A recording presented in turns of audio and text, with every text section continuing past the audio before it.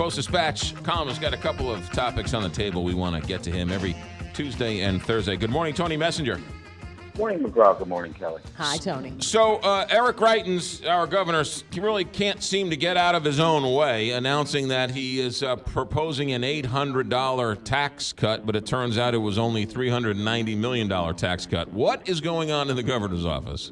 Well, the problem is, I go back to, I had a Twitter rant a week or so ago that talked about the governor's problem with the budget that goes back to how previous governors have historically done the budget.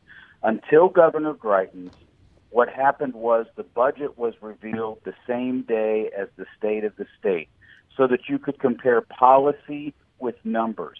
And the governor's budget director would meet with reporters and staffers and lawmakers before the state of the state to give them the details of the budget, the full budget, the actual numbers, and you could then start to make comparison to what the governor was talking about in the state of the state. Governor Greitens doesn't do that. So he starts with a state of the state that, first of all, was very short and very empty and didn't really have a whole lot of details. It was, just a little bit of rah-rah stuff. Then he announces a tax cut without any details. Then he goes on the tax cut tour without any details. Then the Department of Revenue brags about this $800 million tax cut and how great it is. And so our reporter, Kurt Erickson, kept asking the Department of Revenue, what are the numbers? Let us have the numbers. Show us the spreadsheet. Show us the numbers. And they showed it to us, and it only had less than half of what the governor was claiming in tax cuts. Now, they have since, after multiple requests, gotten with Kurt Erickson, and in today's Post-Dispatch, you see their explanation for what their cuts actually are. And it's less than 800, but near 800 in tax cuts, and then near another 800 million in basically tax hikes. That, when you talk about taking loopholes away, that's a tax cut that some of us, in some cases individuals, in some cases corporations, can no longer take. So it's a tax hike. So he's got $700 and some million in tax cuts, we think, $700 and some million in tax hikes, we think. And meanwhile, the legislature, the Republican-controlled legislature, says, you know what, the governor's budget is dead on arrival.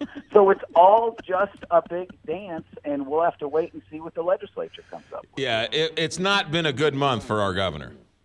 No, it hasn't. As you know, the other thing that happened yesterday related to the governor, not just budget situation, but the ongoing lawsuit and Attorney General's investigation into his use of a text-destroying app called Confide, and as I reported, possibly other such apps in response to a sunshine law request from the attorney that filed the lawsuit seeking an injunction against the governor using that anymore.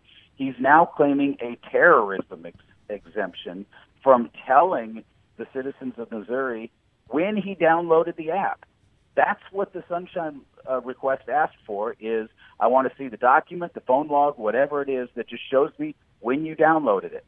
And the governor's office says, you know what,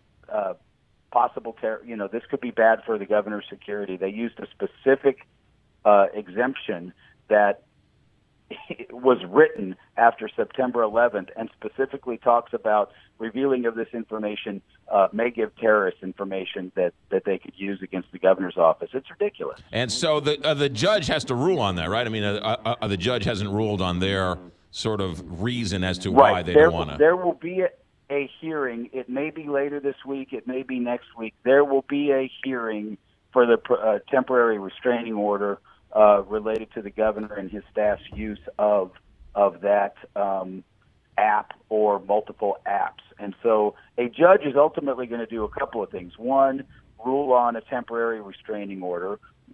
Maybe he will issue one, maybe he won't. And then two, even without the temporary restraining order, the governor's office, if they haven't already, they'll file a motion to dismiss.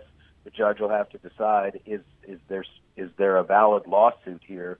And then more than likely, whether the restraining order is issued or not, this thing goes on for months, if not longer. Yeah, so all right, wait there. We'll see what happens. Tony Messenger, St. Louis Post-Dispatch columnist with us Tuesdays and Thursdays, and always online at stltoday.com. Tony, have a good weekend.